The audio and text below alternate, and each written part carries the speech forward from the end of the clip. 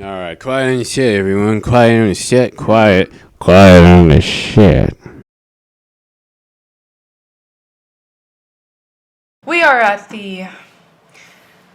What's the time mark on yours? 2:10. And we're at the 1:40 mark on my camera. I'm going to clap. Clap, clap. Clip, clop. Clip, clop. Because it's two different sounds we can try to match up. Le. Le. K. Le. La. Okay.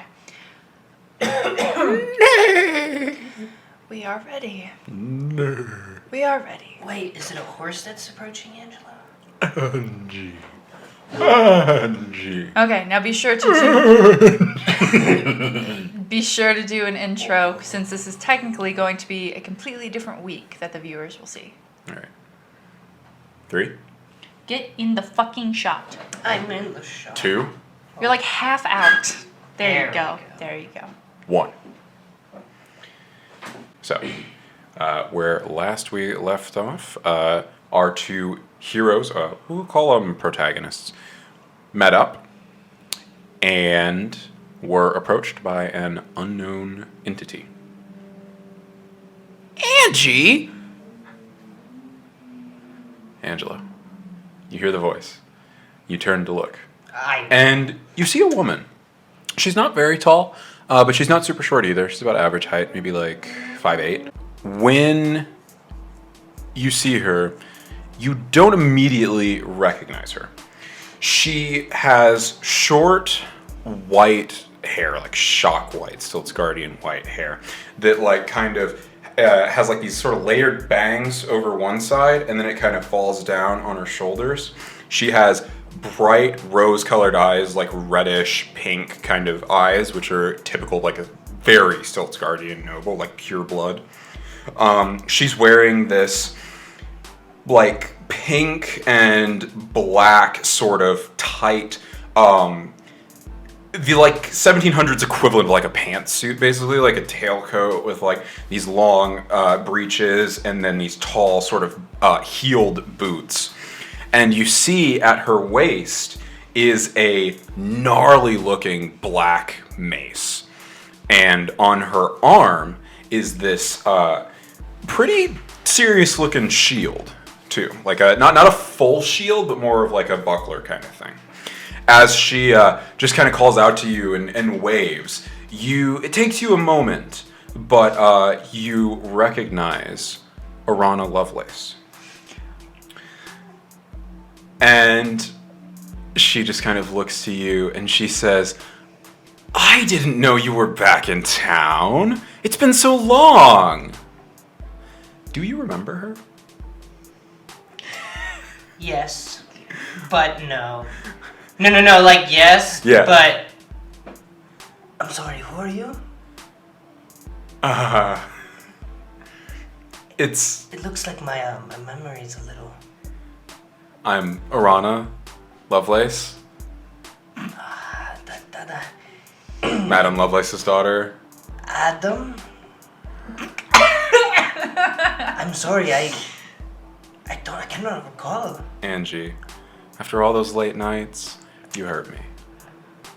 Ooh. She kind of walks up to you and she kind of like squints her kind of eyes and sort of approaches you very like sensually. She kind of steps to your side and she places her hand, or attempts to place her hand like on your shoulder and kind of run it by your shoulder as she walks behind you. And she just says, you really don't remember me? Do you remember her?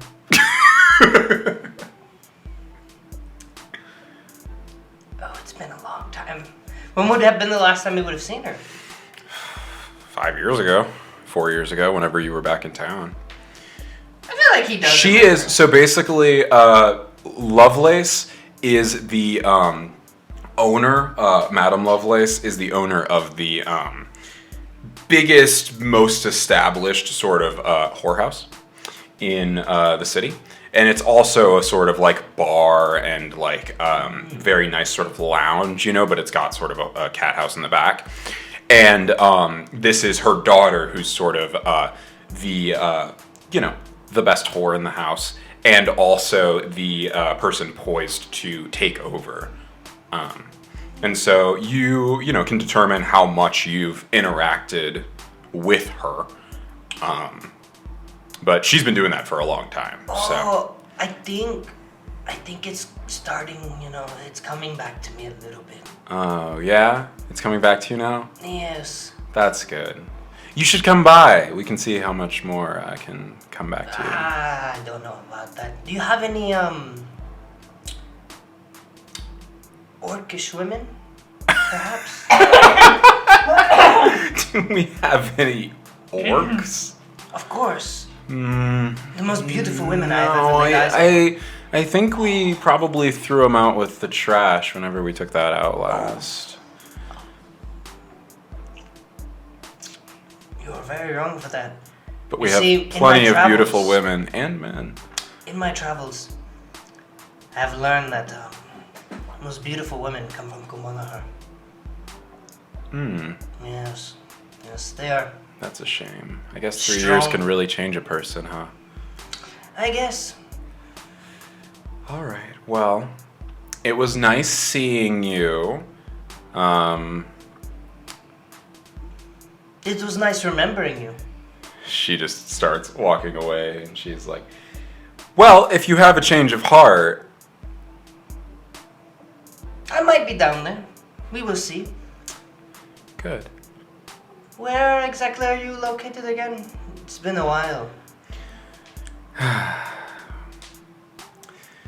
Have a good day, Angie. Did you hit your head really hard with this is me as Emily? And she just begins walking away. And Aeleanor, the whole time you were interacting with her, and really any time you interact with her, there is this very strange aura about her. Aeleanor wasn't interacting with her. Oh, is my mage sight still active? One, probably not. Okay. Well, for the purposes of this, we'll say yeah.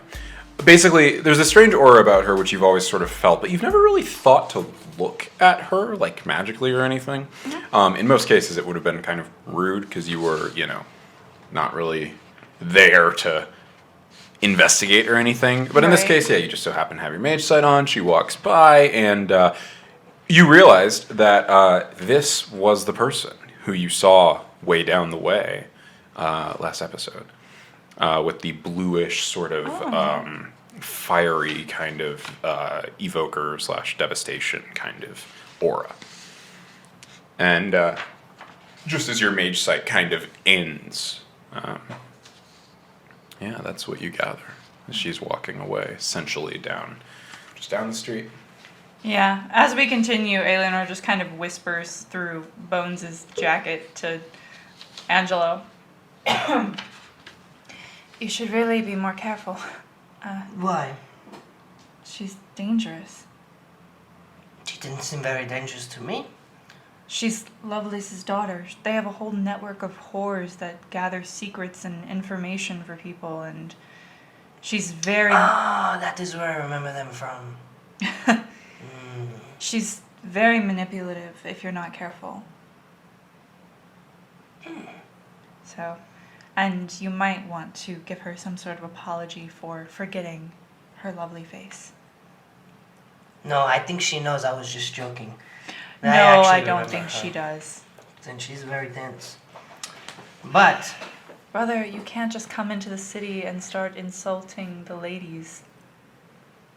no, I would never insulted her. I was just being very honest. You Orcish told women her- are the most beautiful women I've ever set eyes on. She I asked- had never seen one until I Brother, started my travels. she asked you if you remembered your nights together with her, and then you mentioned that you thought orcish women were the most beautiful women, instead of talking to her about the nights What, am you I spent supposed to with... stroke her ego? A little, yes. I do not do that. No. I refuse. Bones I do just not starts speak walking away lies. for you. I do not speak lies. And as Bones begins... Well, that doesn't mean you always have to speak the truth, especially to people like her. Perhaps I'll pay her a visit then and bring her a fruit basket. A lot Maybe has that will changed suffice. in the past 4 years. I just Don't want you to end up making enemies that our family frankly doesn't need. She had a very nice mace and shield. Yeah. This is strange. She doesn't look the type to wield such weapons. You would remember, Aeleanor, you don't remember her carrying a mace or a shield. You do remember, like, she used to carry kind of a little longer than average kind of dagger. Yeah. But she's definitely upgraded with the mace and shield combo. Angelo, you don't remember her carrying weapons. She was pretty young the last time you saw her. Meeting her just now, being Silt's guardian, it's a little hard to place her age, but she seems to be like early 20s. So the last time you saw her, she was, maybe 16. And so, looking at her now, you're like, man, she definitely had some more muscles than you were expecting. For sure. She was a little bit, not like bulging out of the suit or anything, but it definitely, you could see something kind of under there. And then also, yeah, that was a gnarly looking mace. Yeah, that's so Like, it's like flanged, on the edges, with like the sort of, it's very Sauron, like from Lord of the Rings kind of mace. Not huge, but just like, yeah. But, makes an impression here. Right, yeah, definitely sticks in your mind. Yeah. The shield was more of just like a standard kind of military shield. But it did have a crest on it, which you didn't really get a good look at. How close are we to Kenneth's? As you guys are making your way down there, we can kind of speed up a little bit and say that you guys have reached that area. He's also in the Duke's Quarter, a little bit closer to the Western Fowl, but kind of more in the center of the quarter. And as you reach the building, it's a very simple sort of 3-story wooden building, like wood and stone kind of building. And as you reach there's just one central sort of large door and a couple of horses kind of stabled off to the side on the left side. And so there's like a woman beating some laundry off on the right side. I was wondering what she was beating. I'm glad you specified laundry. She's meat punching. I will just have That music's Bones the best music. go inside. Okay. You and Bones start heading inside. Angelo, do you follow? Yeah. Okay.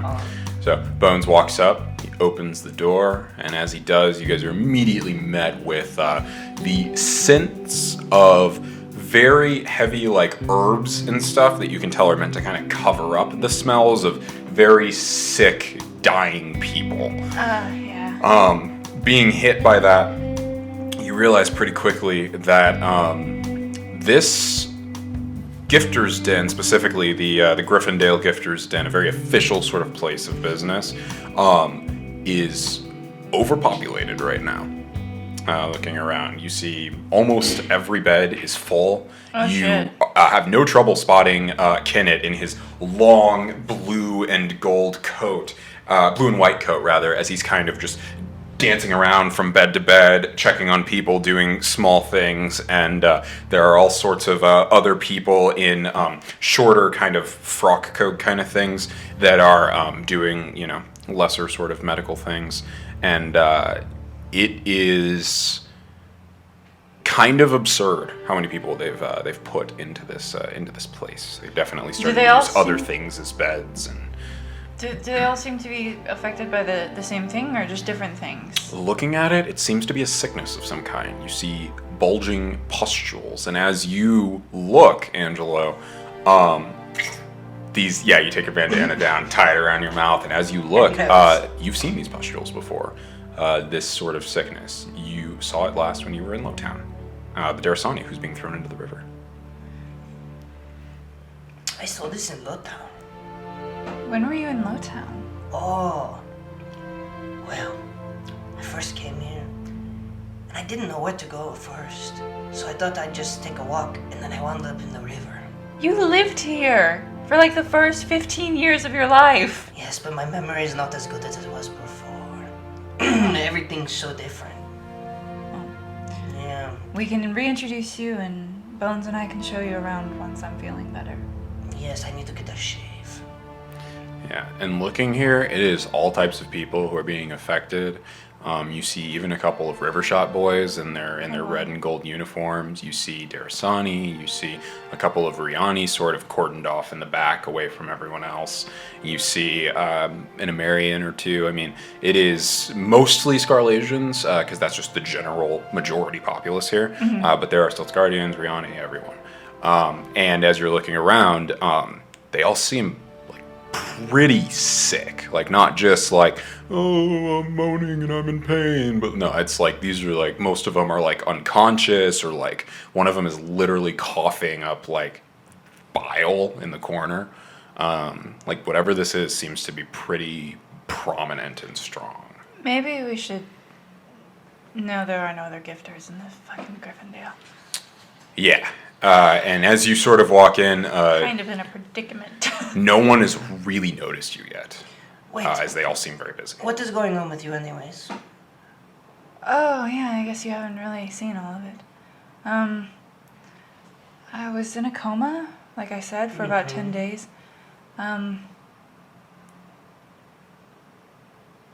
My muscles are, like, atrophied, and, it's pretty hard for me to stand right now. I see. So... Oh, okay. A coma, yes, atrophy, yes, that makes sense. And as you turn and look, there is a tiny man, very obviously Festarian as soon as you see him. Yes! He has long purple hair that's tied up in this messy bun on top of his head. It's bouncing around as he moves. And he's got this just mask made of wood. As he's looking up at you, and he's just kind of looking down at this little clipboard, and he's writing with just his Am finger. I still in the harness? Yeah. Oh, okay. Have Bones take me out. Okay. He's writing with just his finger with this little purple mana kind of coming off of it. It's just writing. He's like, oh, yes. Okay, what else? Kenneth knows more specifics. Oh, I'm sorry, but Gifter Kenneth is very busy right now. We have much is happening right now, but I can definitely take it. And he's still like writing his own thoughts down. He's like, I can definitely help you. Can you tell him Lady Von Rocht is here, please? Yes, I can, but lady. He takes his clipboard and starts moving very quickly as he runs over to Kenneth. And you see Kenneth kind of looks down at him and kind of talks to him for a second, and then kind of looks back and goes, and he kind of takes this mask off of his mouth and kind of says, one moment, and puts it back on and turns to his patient, and looks like he's finishing something up. And the little Festarian man comes running back, and he says, Zorba has told him, and he will be here very soon. Thank you, Sorba. Yes. I say thank you in Festi. Okay. He says, oh, yes. And then he turns and waddles away with his little bun. Oh my gosh, that is adorable. I love Festarians so much. Yeah, Aeleanor just kind of leans on Bones and like probably has him like wrap his arm around her like waist to like support her, because she really cannot stand at all. Because you said her cane was incinerated in the fire, right? Yes, for sure. Yes. Yeah, she just has him wrap his arm around her. And yeah. And in a few moments, you see Kenneth comes walking up to you. His mask is just sort of around his neck, hanging, and he's got these gloves that he's taking off as he sort of sets them in his pockets, and then walks up. And Kenneth is a rather tall man. He's a proper Stilts Guardian, but he's got a strange sort of look to him. He is pureblood Stilts Guardian, you know this, but he's got blue eyes and blonde hair that kind of sweeps back and a little bit to the side. He is very chiseled. He's got a very defined jaw, a small kind of nose, and very large, very prominent kind of eyes, you know, not like in a weird fisheye way, but just in a like kind of way, if that almost makes sense. Yes. He never like squints or anything like that, you know. And he always seems very inviting as a person. He's got like this nice little kind of beard thing going on that has kind of grown out a little bit since you last saw him. Not super far, but you know. And he walks up, wearing that long sort of blue, it's a blue sort of trench coat almost, with this kind of vest underneath it. And on the coat, on either shoulder, is the blue handprint of the gifter. and basically it's like a lighter blue handprint over the blue of the coat. Oh, okay. And as he just kind of walks up, and the gloves are blue as well, he walks up and just says,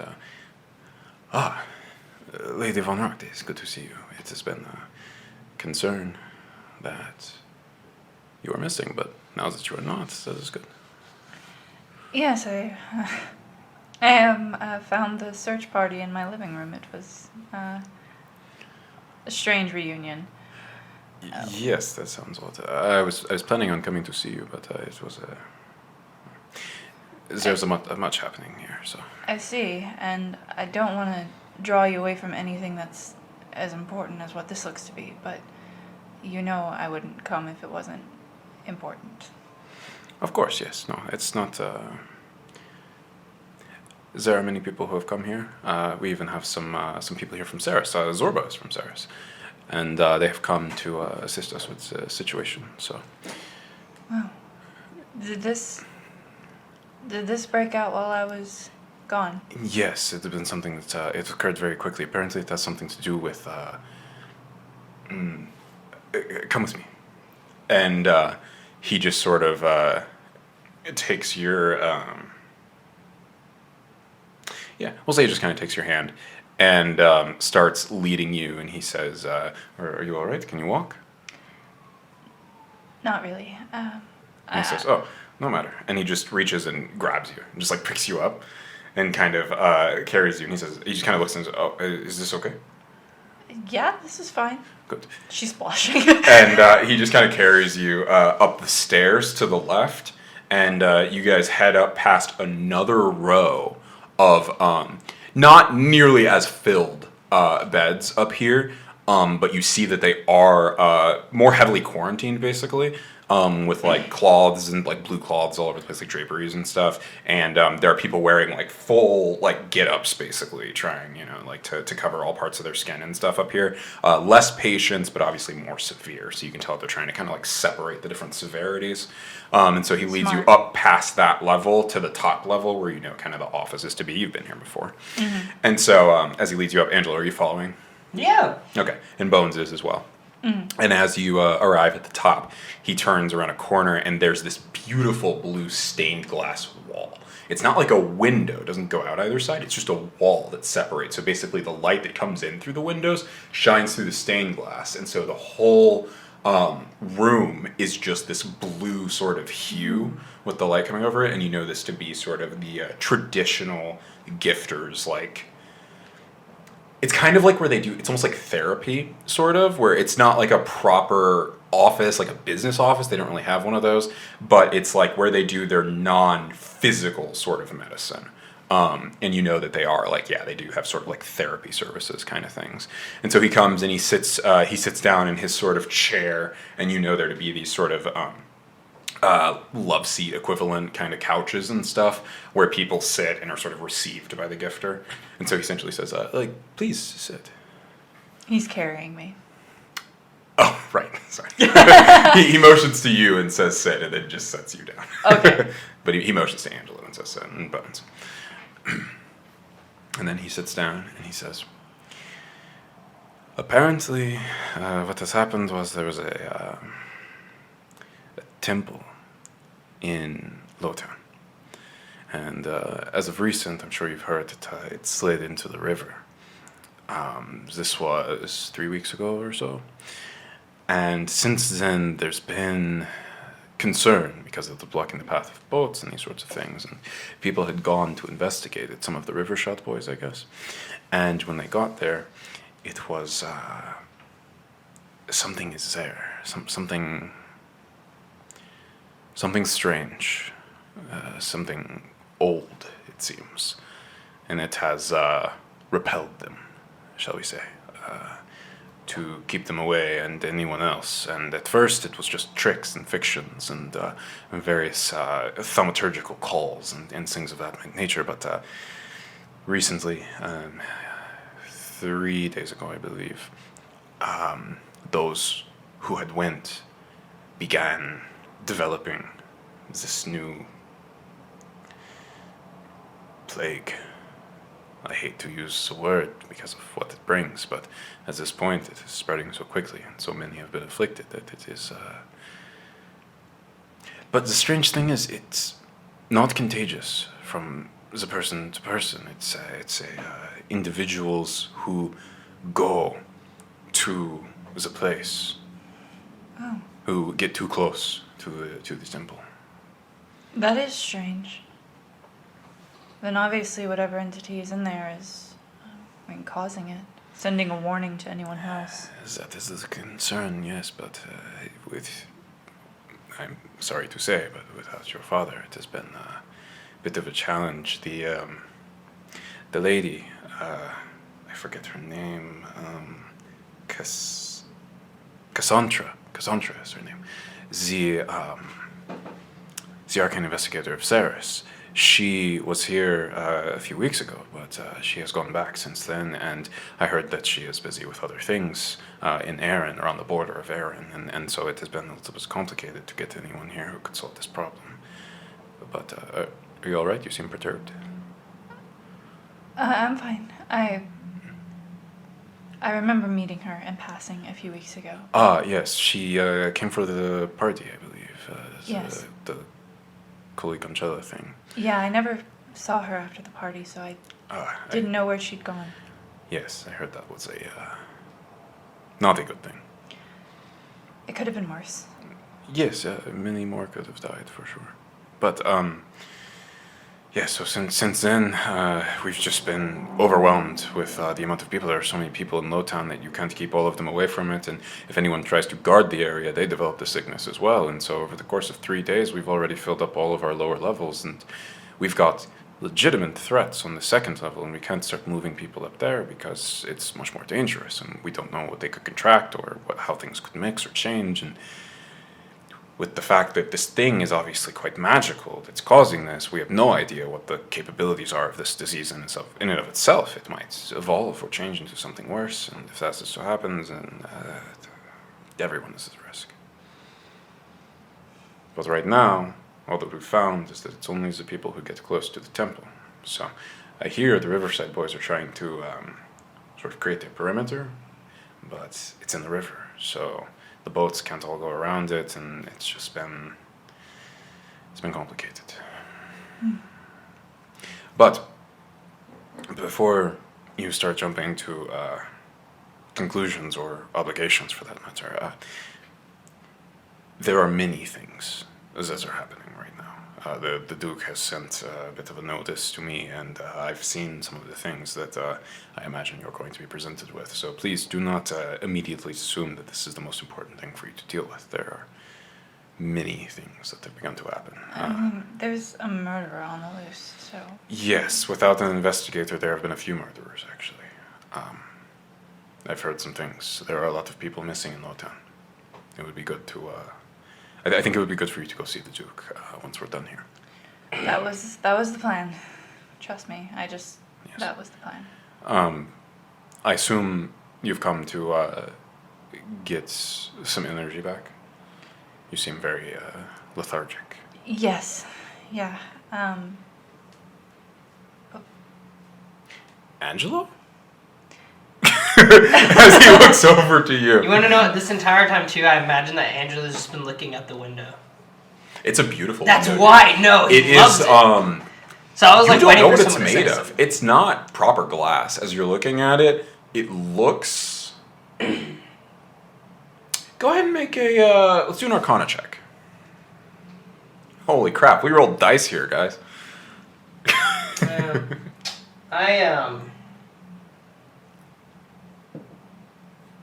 Nice. 14. Okay. Looking at it, it reminds you of a jeweled steel. But you've never known for them to be capable of, like, thinning it out so much. Especially not, like, an azure steel. So you're just kind of looking at it, like, perturbed as to what it could actually be. Where did you get this? Beautiful, beautiful glass.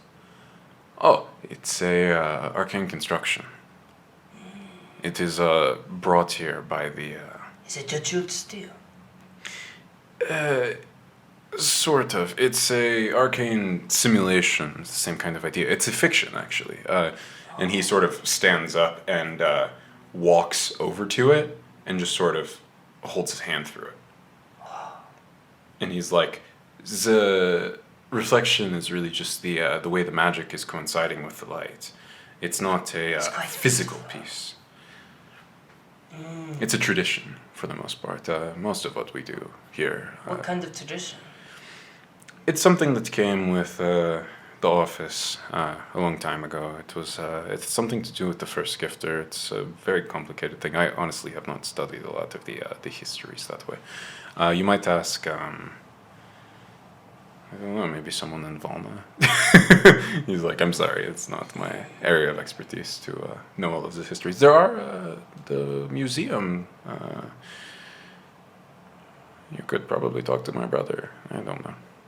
Well, I might have to get me a piece like this. It's really, really nice. It's certainly something that I think your sister would be capable of doing. Really? At some point, I don't know. I far be it from me to present her as an obliged party in this situation. The point is there are many things that have come up, and I believe that you're going to be able to take care of them. I'm not concerned about that. I just don't think that you should feel obligated to immediately jump at the first one you see. There are many that might have more pressing concern. Well, right now, no one has died from this illness yet. At the moment, I don't even know if I'm an investigator. Curtis informed me that I don't officially hold an office, and he refused to give me any details on the investigation. Who's Curtis? A sergeant for the Blue Cats.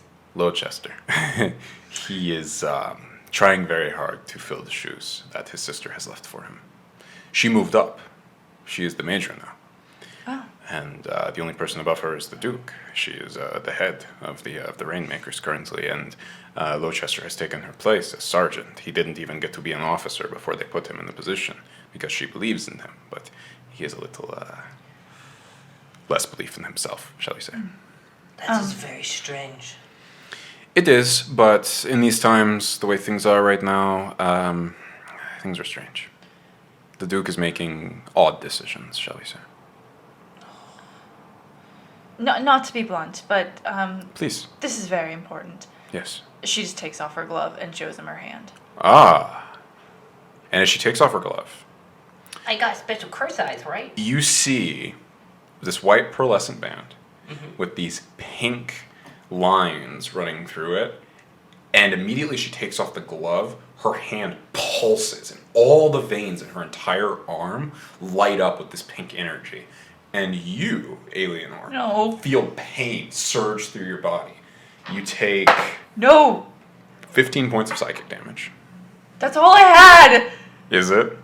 Yes! Okay. You God take damn 15 it! points of psychic damage, but you are not knocked unconscious. So you're at 0 hit points, but you are down on the ground, just like crying out. Jeez. And you see this energy like racking through her body, and immediately Kenneth tears off his jacket and just like runs forward. And you see this blue energy begin to kind of fly off of his hands. Curse? What is that she has? It looks like some kind of curse, but nothing you've ever seen. That's weird. Yeah, he sprints forward and slides into her like with his hand and just like grabs her by like the lower back and the back of her neck, like the nape of her neck. And you see this pulse of blue energy just run through her body, and basically where all the pink is, it's replaced by this blue energy that kind of phases out, and there's sort of like dispersal of energy around her, and like the fiction on the wall sort of like wavers.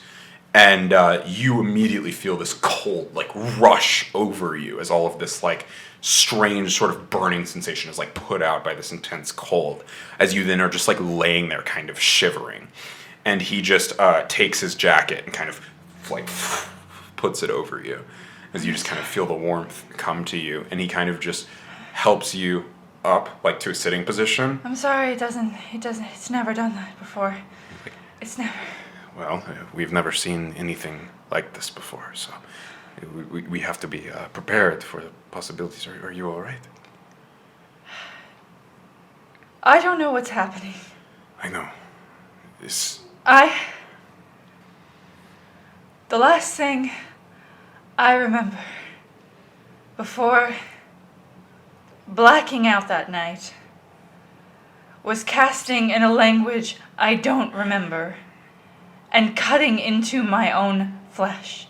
And she kind of like lifts up her sleeve where like the scars are. I heard about Did you that. curse yourself? No, brother, I didn't curse myself. I guess I never told you. No. When I graduated from Pinnacle Academy and I came home, Father gave me this ring. This is the ring that our mother died getting in that dungeon that day when we were kids. If you try to identify it, if you try to use mage sight on it, it does not reveal itself to be a cursed item. So when I put it on, we had no idea that it was never going to come off. What does it do? I don't know. The last thing I remember, I mean, I know what it does, but like, I don't know what it does. Kenneth knows a little bit. I can hover a bit. I can grab things without using verbal or somatic components. I can just telepathically, telekinetically bring something to me. And It appears to be a sort of alien artifact. If you're familiar with the idea, it's a. I would not be. It sounds very foreign to me. It I'm is. like thinking It's, in my head now, and I'm like, that's exactly that yeah, was like. you're like, I fucking know what that is. Yeah. Yeah, but basically, he's just like, it's a it's from one of those things, the outsiders. It seems to be connected to that in some way, but other than that, the arcane, they're not my area of expertise, and it is a very complex item at that. Even someone like your father might not know precisely what to do. we decided Oh, you really would not. we decided it would be all right. Not a specialty. She ignores that. Yeah. We decided it would be best to just leave it for now because it seems to be the reason that when I was bitten by the ghoul, I didn't turn into one. And my attempts to remove it have been painful, to say the least. And as he kind of holds up his hands, Angelo, you see a gifter typically has patches, basically, of aged skin, because you know that they sacrifice a part of their own body and life essence in order to heal using animancy. And as he holds up his hands, his entire left hand is like old, like liver spots, wrinkles, everything, like all up to like here, basically. As he's just like, it was very painful. And he turns it around and you can see this pink vein that's running right through here. And Aeleanor, you haven't seen this yet. She As he looks holds it up. really like sad at that, like guilty, sad, like. He kind of takes his hand and puts it back down and he says, "This is my obligation. This is what I do."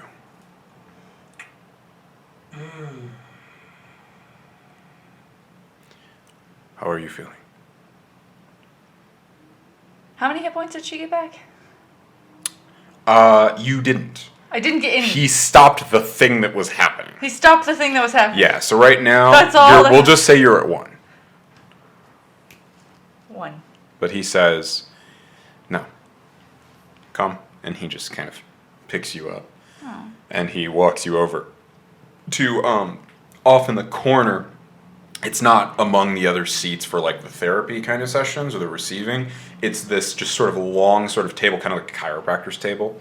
And it's sort of got like leather on it and stuff, you know, very comfortable. And he kind of like lays you down on it and brings his hands together and begins kind of whispering an incantation.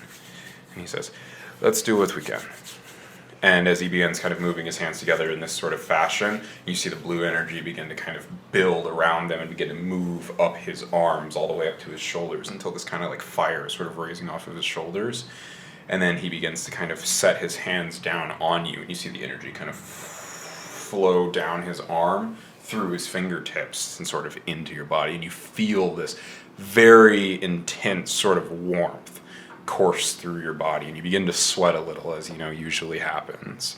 And Angelo, as you're watching, you see his arms on the right side, you see little patches of flesh begin to turn.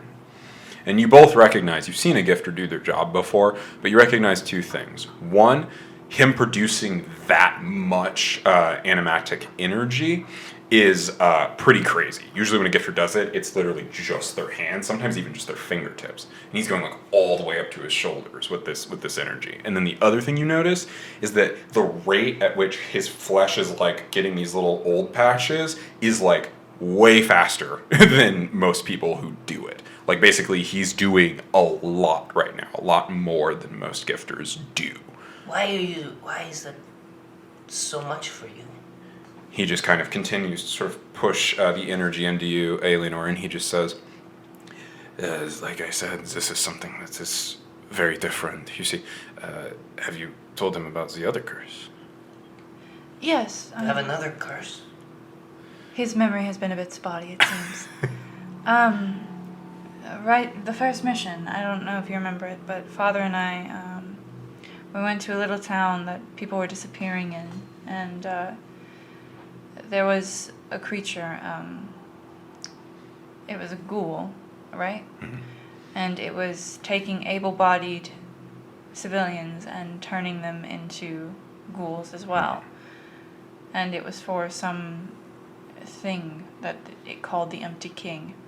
And when Father and I were fighting it, we did not realize there was a second wave of them, and they flanked us and surrounded me, and they held me down while this like leader bit my leg. And she kind of like lifts up her dress a bit, and like her right leg is like gray, like it's like dead skin. Yeah, like almost like twisted and like gray and black in places. It's like almost necrotic in the way that like it's begun to like not decay but like change. And luckily, I had this ring on at the time, and it seemed to stop the curse from spreading. But I still have to use a cane to walk. I have a pretty... Kenneth kind of raises his hands, and you feel the energy sort of stop as it kind of courses through the rest of your body and sort of dissipates. As he kind of pulls back, the energy in his hands kind of disperses with a small sort of... as he kind of steps back and puts his gloves back on. I have a pretty vast knowledge on curses, but I am not at the point where I can necessarily stop them.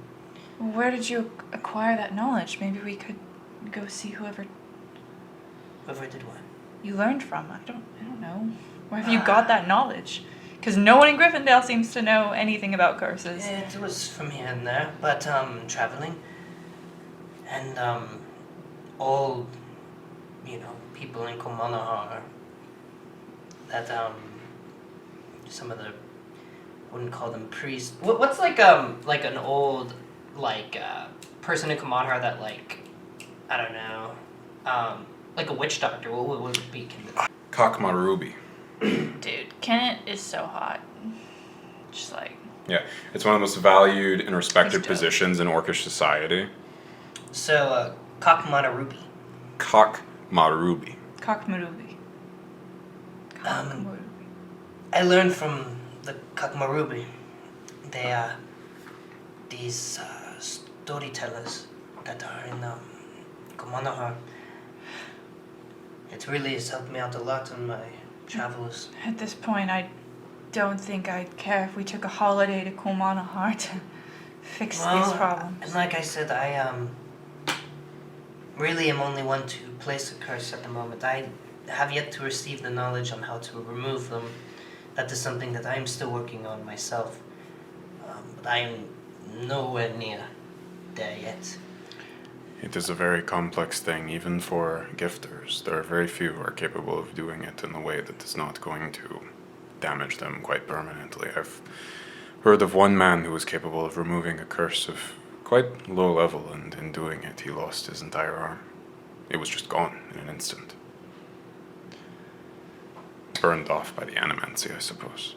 Yeah, this is one of the downsides when you cannot draw from things around you, only from yourself. He was using a room full of plants. Really? Yes. You see, you must understand that what we do, it is limited by by the limits that are placed on us by the sovereign. We are not allowed to stretch into a certain space at which our anacana becomes animancy. If we do, then things get dangerous. And if you use too much power in the wrong way, it could have the opposite effect. You could twist the soul instead of trying to mend it. Is that really how that works? It's how it worked for Saffron. But just so easily like that. Yes. The same is true for me, brother. I am very limited in what I can do with my necrocana before it turns into necromancy. Power is dangerous when it's in your hands. The more that you attempt to use it, the more that you learn what it's capable of. I've been gone for a very long time. Forgot about a lot of these rules when I was out on sea. Apparently you hit your head really hard when you were out at sea. Well, actually, I have. Well, Multiple times. Lady Aeleanor, That damn creature. currently, you should begin feeling a bit better very soon. You should have the ability to at least walk in some capacity within the next 10 minutes or so. You should be able to regain most of your motor functions as well as a general liveliness, some energy back, hopefully. The curse is as placated as we've been able to get it before. Other than that, as I said, I'm going to continue to talk to who I can and try to figure out more. I've got a promising lead right now on something, but it depends on other things. I will let you know. I very much appreciate it. You can send the bill to the estate, as always. There is no bill. Stay here for about 10 minutes. Try to stand. And if you are not able to stand without getting lightheaded, sit back down and stay for another 10 minutes. After that, you are free to go. Okay. Be careful on the steps. And I must return to my work. And he looks and he says, it was good to see you, Angelo. You Yes. should come by. You seem like you haven't seen a gifter in a long time. Yes, I wonder what is going on. I've been having a couple problems. Probably I would not much. like to get into. I will. I will help you some other time. As I said, No, I no, of must. I course. must return It does not need to to be addressed right the now. plague in my basement. But, But also this memory loss, I don't know where this comes from. No memory loss, but things are a little patchy lately. I don't know why. come by. Yes, I will. Perhaps next week sometime. Yes, I can do Once this whole. If I even remember, you know. I will make sure he comes by. There we go. It was good to see both of you. It is nice to have both of Unrocks back in the city. Some Stilts Guardians who have their senses about them. Fair enough. Okay. We'll be seeing you. He turns and he walks out. And yeah, as he says that, Angelo, you're reminded that Kenneth is actually the sort of black sheep of the Grievenhofts. And there are still scars. And they're the Stiltsguardian noble family, the Marquis, sort of the lord of all the Stiltsguards in the city. He's essentially the black sheep of that family. So he sort of separated himself from that family and became a gifter instead of being, they're kind of a war family and a banker family. That's so awesome. So he sort of separated himself and became cool, something dude. else. He's very different. Like when he was younger, he had rose color like Silt's guardian eyes and like lighter hair. And now his hair is like more blonde and more blue as he's like become a gifter and like taken up Anaconda, and like he's very different now than he was before.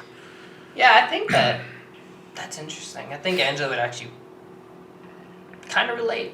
You know, I Yeah, feel like he's definitely a guy who, like, you guys have never like been friends before, but like definitely seeing him now, you see a lot of your same ideas in him. Not necessarily your ideals, but like your ideas. Of like, yeah. I get what you're coming at from that. Like, Yeah. If you had his sort of situation, you kind of think like, man, I might have made those same choices. Like if my family was like that and stuff. Yeah. So.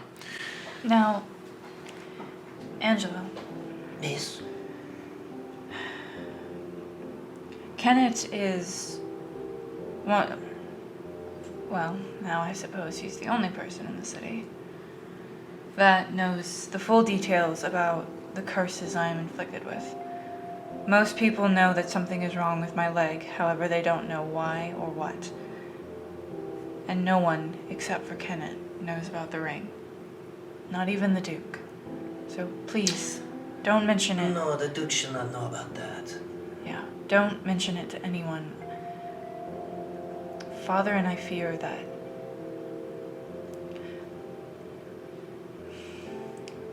we thought about contacting the Null Mages. You should not do that. And then we thought about the methods they might use with which to remove the ring. All of those methods, which would probably not care about the outcome of my life. So please do not mention this outside of trusted company. Don't worry. There is no way they can get the information from me. It's safe. Okay. I just needed to make that clear. Yes. The night everything happened, Father and I were actually talking a lot about Bones. And she kind of like looks to Bones. He's gotten weirder over the years. I guess he was always this weird, but I What never... do you mean? His style has only improved. And you notice, as you look over at Bones, he's leaning against the wall, and his arms are crossed, as he's sort of taken up the same position that you saw Saracen when you first walked out of the mirror last episode.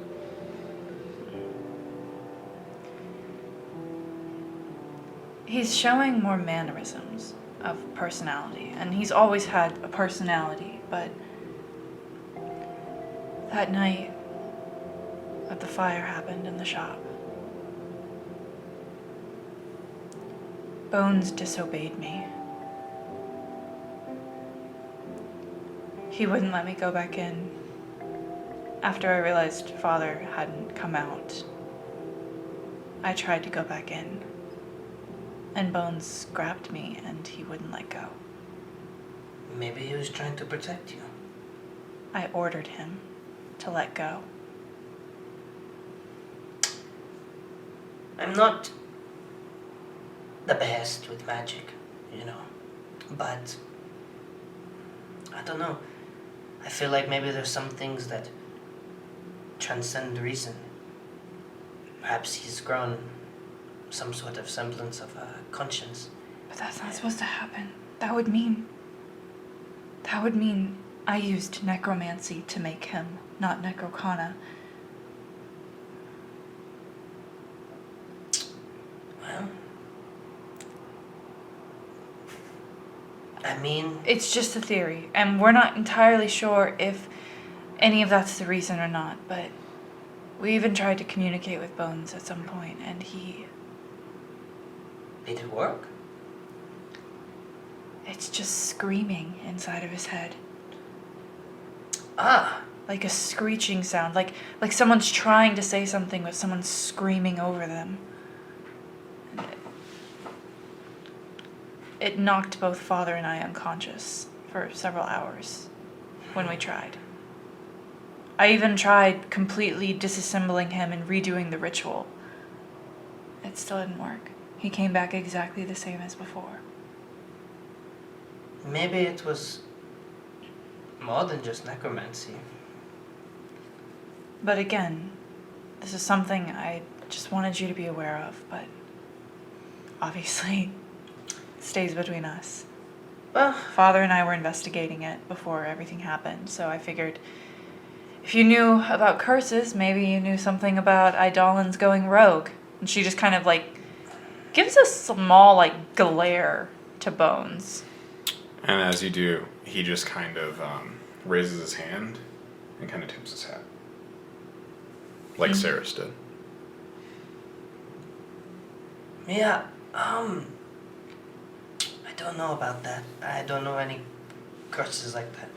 But Weird. if he has yet to hurt you, I mean, Oh yeah, no, Bones would never hurt me. well, we can hope. But I mean, I honestly still have no idea how I got home after everything happened, or even what happened after I blacked out. I just remember, doesn't he go off on his own? Does he still do that? oh yes, all the time. Ah, But she's not doing that today. Because I need you today. He kind of takes his other hand and kind of tips. And just kind of shakes his head. one more thing too, before this slips my mind. Whenever we have time, there's a lot of things that is going on right now, and I need to get adjusted to being back here. I would like you to take me, if you're at all comfortable, at least tell me the place where that ring is from. I don't think her father actually ever showed her where it was. If you remember, it was gone. Yeah. The But I don't remember where the dungeon was. The dungeon basically, he did show you, it was on a mountain further down the Bloomspires, further up the Bloomspires to the north by the Badlands. But basically, it is gone. The entrance is gone. So it was one of those like pocket dimensions. And when they went in, they said the wall basically in the dungeon, it was like a fiction wall. They were able to walk through it, but when he went back to go recover Mother's remains, it was just a normal wall, and the room and her body were nowhere to be found. We never got her remains. No. It's just an empty grave. Maybe there could... it's probably too late. But that reminds me, when we get home, I need to show you Father's corpse. If you've been studying curses or the nature of them, then you might be better suited to identify whatever is afflicting him. Better than me, even. I know it's a shock. I just feel so numb right now. Like I can't even... I don't feel like he's gone. I feel like he just went to Saris for an expedition or something, and he's going to be back in a few days, and... What's that saying that people have? It's like a bad dream. Yeah. But I guess I If would... that's true, then been a while since I've been awake, you know? Well, I know it's not. I only dream of snow, so... She gets up. Does she get lightheaded? Roll me a Constitution save. Oh, lovely. Am I still at exhaustion level 3? Roll me a Constitution save. Just regular. Well, just regular, okay. So I want to casually do something if you allow it. Okay, hold on 1 second. That's an 8. You stand up and immediately fall back down into the seat. What do you want to do, Angelo? So I'm like, just do like this and kind of like Yeah. slip my wrist for a second to try to get a soul core. Okay. Do I just roll for damage? Yeah, just roll for damage. Okay. 3, 4. Okay, that's 5. So I have a soul core now. Okay. And then, yeah, I'm going to like, I don't want to cast it because I don't want to, like... I'm going to have Kira, Okay. who's just been on my shoulder this entire time, very quiet, Yeah. and he's very invisible. Right. I'm going to, since it's a touch spell, I believe... Cure Wounds is a touch spell, right? Yes. Yes, it is. It's Healing Word that's not the touch one. So then I'm going to have Cure Wounds. I'm going to have him just go up behind her and cast Cure Wounds. Okay. What is he using as the conduit? The conduit? Yeah, what is he draining the energy from? It is animancy. There is no normal healing in Sinistry. As far as you know.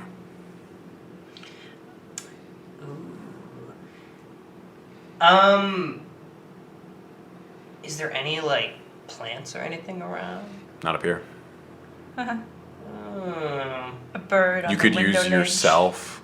Yeah, I'll just do me. Okay. So I would just take the damage, right? Yes. Okay. Jesus Christ. Oh, shit. You heal for 12 points.